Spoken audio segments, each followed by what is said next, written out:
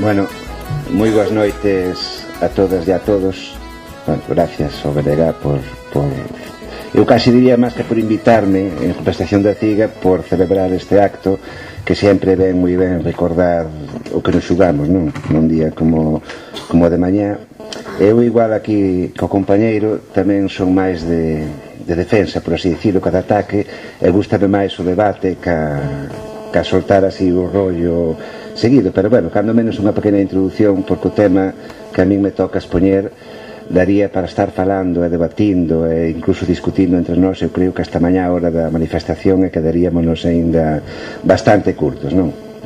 Antes de nada, eu teño que dicir que ata de agora o que é a capacidade de adaptación do capitalismo e a súa capacidade de ter controlada a situación é impresionante, ata o punto que hasta fai nada, durante todas as décadas anteriores, falar do concepto de loita de clases, falar do que realmente significa o 1º de maio, hasta parecía que non estaba moi ben visto, que era cousa de 4 mataos que andábamos por aí, que era algo anticuado, arcaico, totalmente sacado de contexto, etc., non?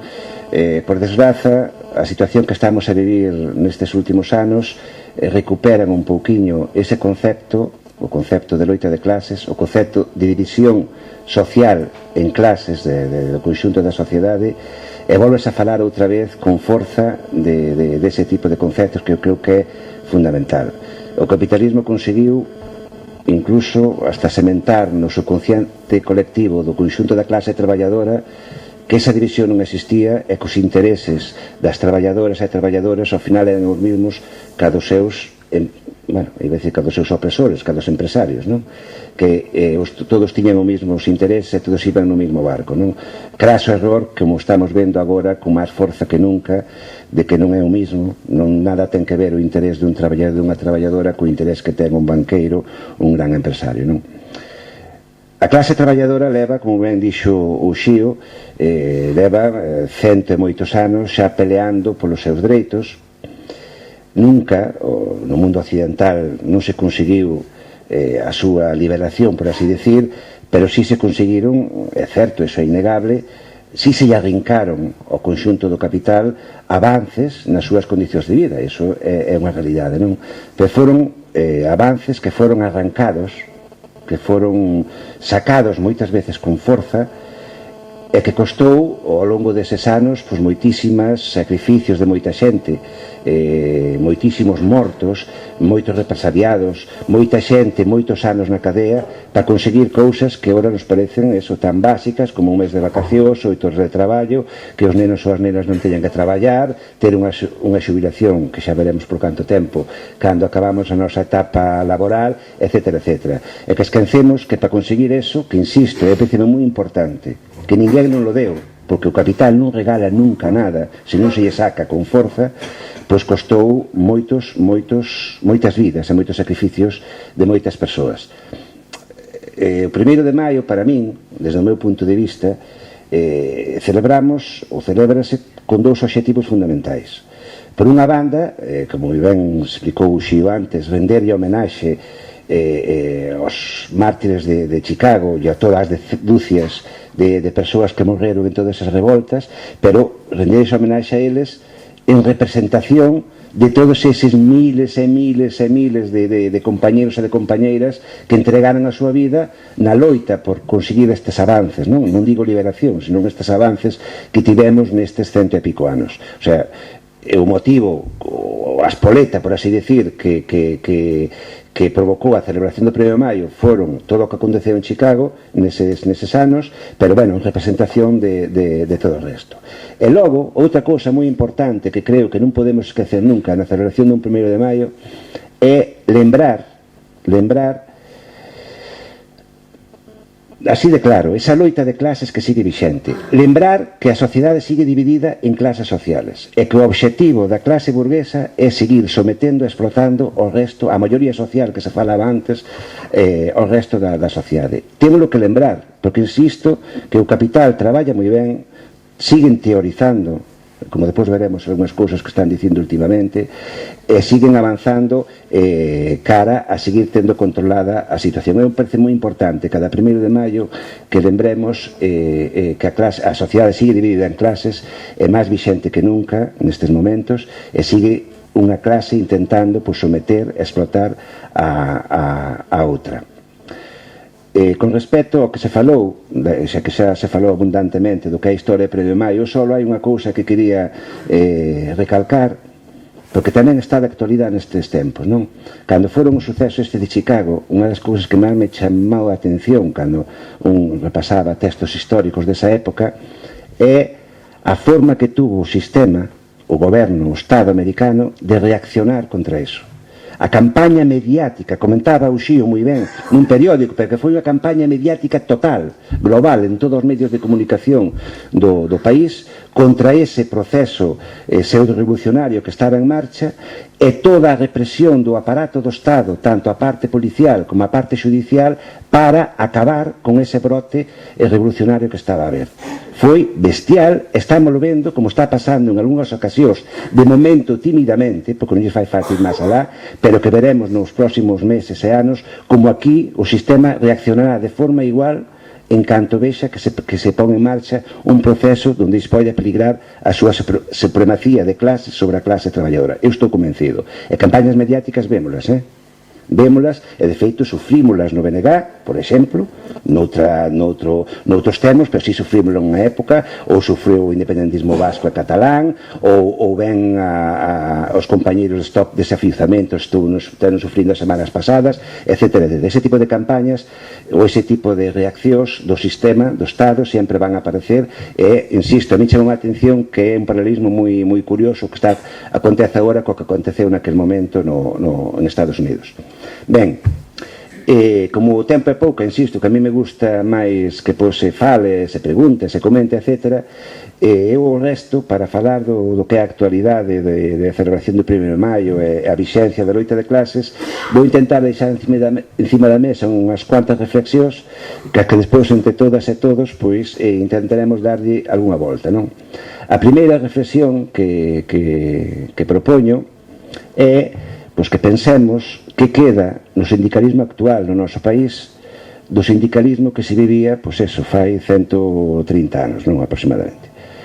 En que se parecen os sindicatos que temos agora no noso país aos que nese momento estaban a pelear por a liberación da clase traballadora. Eu personalmente penso que, por desgracia, moi pouco, e falo do sindicalismo a nivel global, non? Creo que na CIGA realmente queda algo máis, pero ainda así que se parece moi pouco.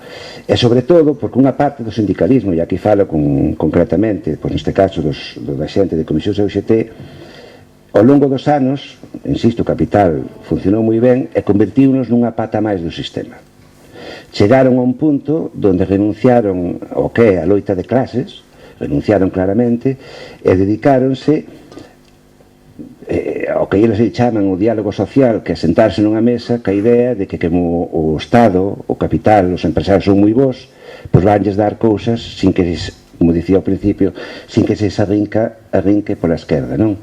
Ese concepto interclasista da sociedade eu creo que fixo moito dano e contaxiou dun xeito moi importante ao sindicalismo. Incluso o propio capital elaborou sistemas para que os sindicatos perderan a súa independencia de decisión e moitas veces, falo, insisto, do sindicalismo en xeral, sin neste caso concretar no que é a CIGA.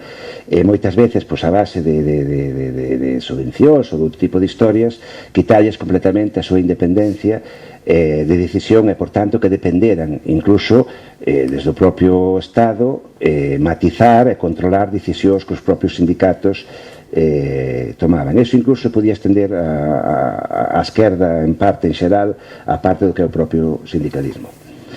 Outra cousa, xa falei antes dela, sería outra reflexión, sería se o sistema hoxe, ese sistema tan bon, esa democracia tan perfecta que nos dicen que temos, sería capaz de reaccionar contra un movimento co ameace igual que pasou naquele momento nos Estados Unidos. Xo dixen antes, eu creo que totalmente. O sea, se hoxe no noso país se aparece un movimento forte, nacionalista, de esquerdas, revolucionario, que realmente ameace o poder do Estado, teño claro que van a reaccionar con todas as armas posibles, incluído, se é necesario, o exército. Non teño unha dúbida, non teño unha dúbida. Eu estou convencido, bueno, creo firmemente que polas boas, con esta democracia teórica que temos, vai ser imposible facer grandes avances. Poderánse conseguir melloras, eso sí, melloras sí, pero sempre cederán esas, sempre farán esas pequenas concesións porque teñen medo a outra cousa. Senón, non se avanzará nunca. De feito, vese agora como vou dicir nos seguintes puntos, como eso se pasou máis veces. Para protexerse, está claro que están dispostos a facer o que sexa para manter a súa supremacía, tanto económica como política, sobre o noso país. Van facer o que sexa necesario para non perdela no futuro. Ben, a outra pregunta tamén que nos trae hoxe aquí sería se sigue vixente a funcionalidade do 1º de maio na sociedade actual. Eu creo que xa a miña posición xa dei anteriormente, creo que sigue totalmente vixente sempre e cando se faga ou se celebre o 1º de maio cos parámetros que dixen antes. Primeiro, para lembrar a xente que deu a súa vida polas traballadores e polas traballadoras, polos dereitos dos traballadores e das traballadoras por unha banda, e por outra parte que se faga esa celebración coa idea da división en clases da sociedade. Se é unha celebración do 1º de maio simplemente como un día de festa no que non hai que ir a traballar, entón case é mellor abolilo e que non o celebremos. Se perde a parte reivindicativa, entón é mellor esquecerse, deixalo e dedicarnos a outras cousas porque non sería o obxectivo. Seguinte cuestión, que tamén nos trae hoxe aquí, ou por menos me comentaron que era bon falar deso. Sigue viva nos tempos de hoxe a loita de clases?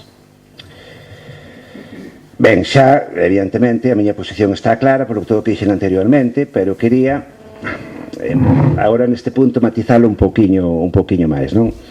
Unha das cousas que ten esta crise que estamos a vivir é que estamos a ver de novo a auténtica cara do capitalismo.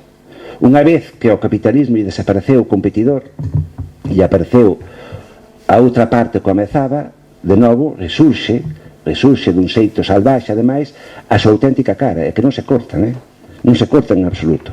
Agora estamos empezando a ver o capitalismo, como funciona e o que queren conseguir en estado puro.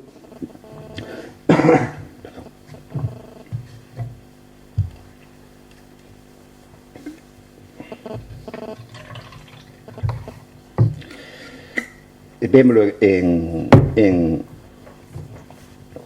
estado puro, sin ningún tipo de maquillaxe, ningún tipo de disfraz, non? A idea que tiñemos de que ese estado social podía ser positivo e podía solucionar os problemas da clase traballadora, ves agora con esa caída do disfraz do capital, que non é certa, que só se mantuvo esa idea do estado social mentres se trataba de parar a amenaza que tiñan do outro lado, pero que en canto esa amenaza desapareceu, volve a aparecer en estado puro. Insisto, non ter un competidor que lle poida facer sombra, pois aparece tal como é. Hasta incluso hoxe eses que teorizan sobre o capitalismo, sobre o neoliberalismo, dicen, fan unha reflexión que é moi curiosa, non? Dicen que os dereitos sociais que se conquistaron ao longo dos anos hai que erradicalos, e dino xa sin cortarse un pelo, non? Pero non porque non se poida facer fronte a eles, non. Hai que erradicales porque realmente os individuos nunca tiveron dereito a ter eses dereitos que ten tela, pero é a auténtica cara do capitalismo. E indica claramente que se en un momento dado se conseguiron eses dereitos é porque tuveron que darlos que non tiñan máis remedio. Agora que poden recortalos, quítanos ou vanos quitar se non lle poñemos fronte. Eu insisto, a loita de clase sigue máis vixente que nunca. E se facemos un paralelismo do que está a pasar hoxe co que pasaba hai 130 anos, por máis ou menos, é unha situación, salvando as distancias históricas, bastante similar. Volve a aparecer con moitísima forza o que se chama o traballador pobre. Aquel traballador que co seu xornal non é capaz de ter uns ingresos que lle permitan ter un medio de vida digno. A eses grupos de traballadores cos hai cos hai xa moitos, hai que sumarlle os milleiros, millóns en todo o Estado, milleiros, centos de milleiros no noso país, de parados e paradas que están nesa situación, e moita outra xente que non dá conseguido ingresos suficientes para ter unha vida digna. Un paralelismo igual que hai cento e pico de anos. No ámbito político, fai máis dun século, había o que se chamaba o voto censitario. Hoxe, a nivel formal, non. A nivel formal, todo o mundo pode votar. Pero a realidade é que as clases máis oprimidas, os que máis necesitarían encabezar o proceso revolucionario, son precisamente aqueles que non van votar. Os máis pobres, os que se chaman o grupo de marginación social, por así dicirlo, non? Son xente que non vai a votar. E incluso a través das distintas campañas mediáticas, con esa idea de que todos son iguales, que tal e que cual, incluso xente, teóricamente, que pode controlar, entre comiñas, non? Do que é o mundo da política, tamén a hora de votar dice, todos son iguales, non van votar. É dicir, a realidade é que ao final vota pouco máis da población e con esas medidas siguen a controlar o que é esa pseudodemocracia que nos teñen imposta. A nivel internacional, o que pasa na política mundial é algo parecido. Se xa os teóricos marxistas falaban naquel momento da política, por exemplo, do Imperio Británico en Irlanda, donde expropiaba terras aos irlandeses para repartir entre os colonos ingleses, pasa exactamente o mismo a día de hoxe con Palestina, donde Israel expropia terras aos palestinos para repartir entre os colonos entre os colonos xudíos, non? Pasa exactamente o mismo.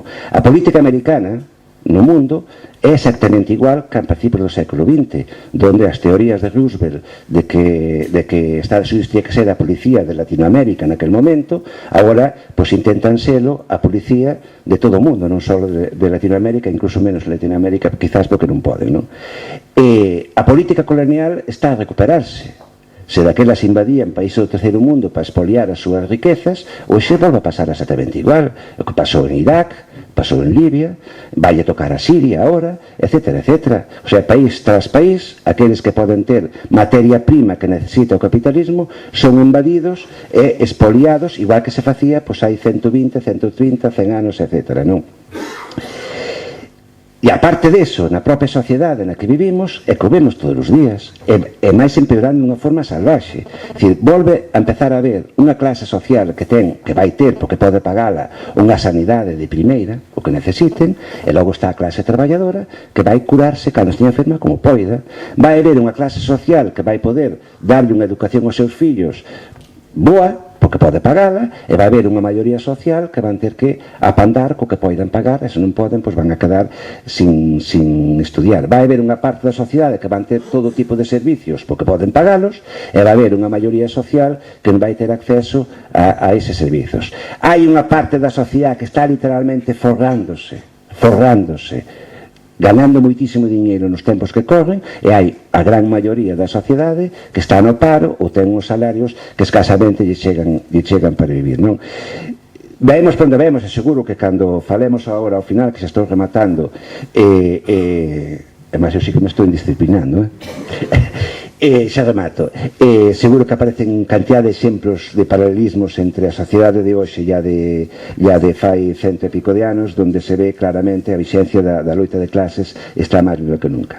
E por última reflexión xa, habría que falar cal vai ser a evolución do sindicalismo no futuro. Eu aí sí que, sinceramente, costa meter unha posición porque non o teño nada claro. O que sí sei é que o traballo neste caso, vou me referir á CIGA concretamente, a volta de 2, 3, 4 anos vai ser completamente distinto do que foi ata agora. Eso sí estou seguro, porque incluso coas reformas laborales que están a impoñer, ten que cambiar. O sea, se desaparece a negociación colectiva, unha das funcións do sindicato que tiña hasta agora é que deixa de existir, co cal obrigatoriamente ten que cambiar. Pero aparte deso, as propias necesidades da clase traballadora que vai a ter nos próximos tempos tamén teñen que obrigarnos, creo, ao sindicalismo de verdad, o que debemos estar ao lado dos traballadores e traballadores, a readaptar os nosos métodos de traballo para facer fronte a esas novas necesidades, e que é inevitable, non vai haber máis remedio. Eu habría estes últimos tempos así falando en plan debate, porque eu realmente non sei como vai evolucionar todo isto, e incluso coberturas básicas que até agora aos traballadores e traballadoras lle daba o Estado, hasta que punto, desde o punto de vista dun sindicato de clase como é o noso, non teremos que empezar a traballar para que dunha maneira ou doutra eses traballadores ou traballadoras teñan cobertura. E poñía un exemplo moi claro, e xa remato, ahora sí que remato, un exemplo moi claro.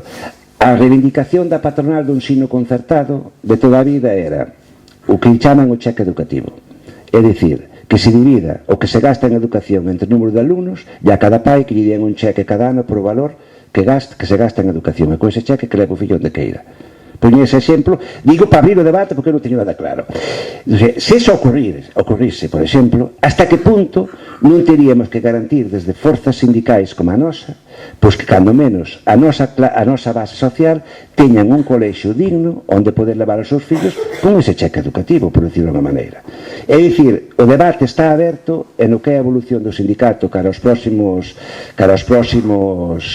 eu diría xa casi meses, pero bueno, vamos a falar de anos. Vai ser, eu creo que unha incógnita que viremos desvelando pouquinho a pouco, o que estou seguro é que cando menos dende a CIGA pois estaremos aí intentando cos errores que podamos cometer para facelo o mellor posible, e perdón por alargarme demasiado.